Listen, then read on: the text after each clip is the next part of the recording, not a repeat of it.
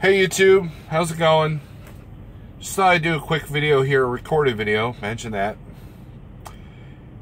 of a situation that I dealt with today. So this morning I went live, and was just, just shooting the breeze, and got off the live feed, and I decided I would look up the shipper of where I was going, and I noticed that the GPS wasn't finding it. So I made a phone call. It was a good thing too.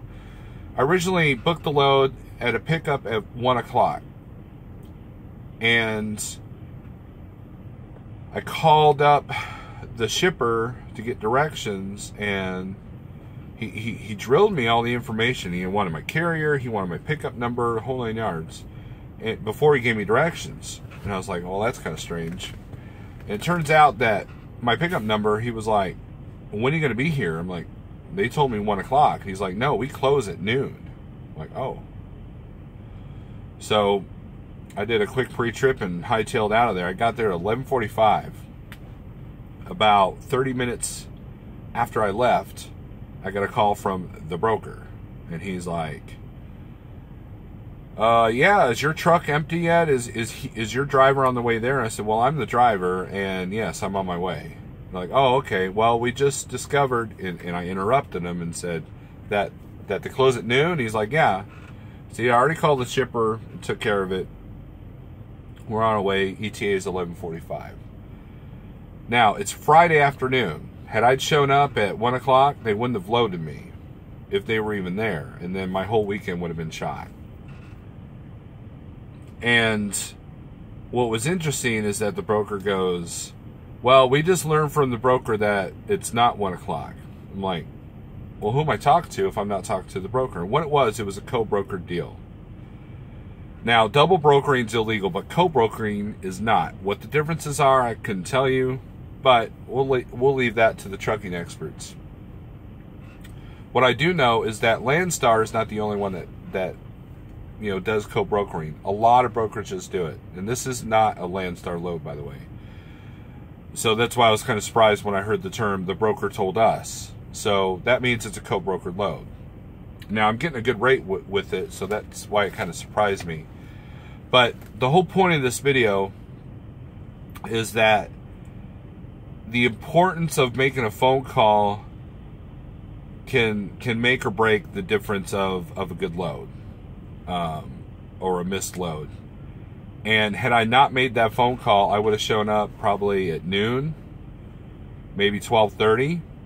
I'm usually pretty good about going in early for situations like that, but had I not left right after I talked to the shipper, I would have been late and maybe not get loaded, and then, it's weekend. So I parked here in Harrisonville, Missouri at the Loves, and I decided to call the receiver to make sure that we were good on the delivery side.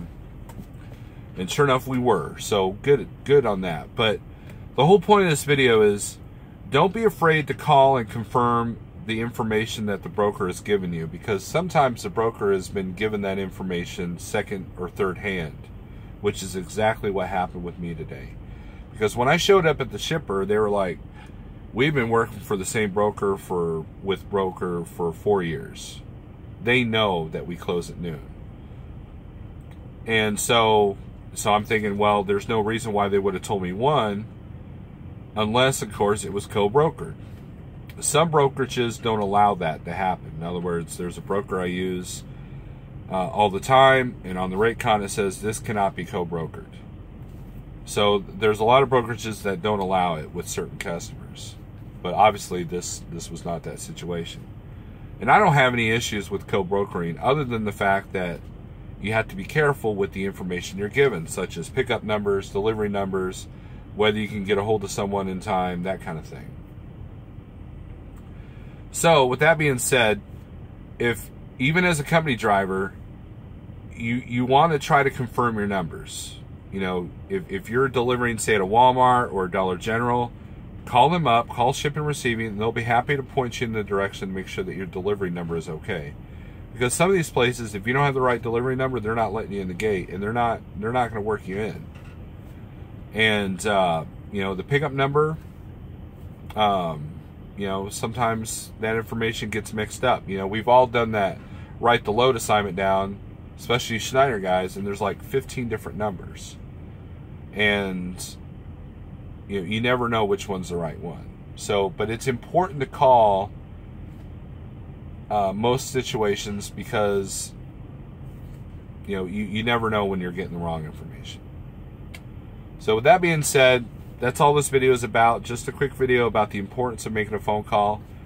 It's important to get shipper directions sometimes, because Google Maps may not show you what's really going on down there, or the entrance is in a different spot. There's a customer near my house, and I see trucks go the wrong way all the time because the street address is on one part and the truck entrance is in another. And most of the time I'm seeing trucks going the wrong way. And I've tried to help them on the CB, but of course no one runs with the CB anymore, so it falls on deaf ears.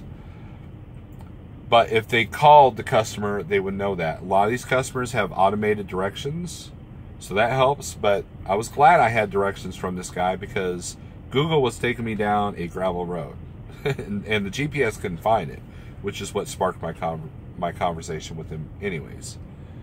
So with that being said, don't be afraid to make phone calls, and don't be afraid to confirm the information that the broker and or your dispatcher has given you. So with that being said, be safe. If you like this video, subscribe, click the bell. I might do more, who knows, or I might just waste a whole lot of time doing live feeds. Either way, thanks for watching, and be safe out there. Keep the shiny side up, or unless you don't wash your truck, then just keep the tires down. So take it easy.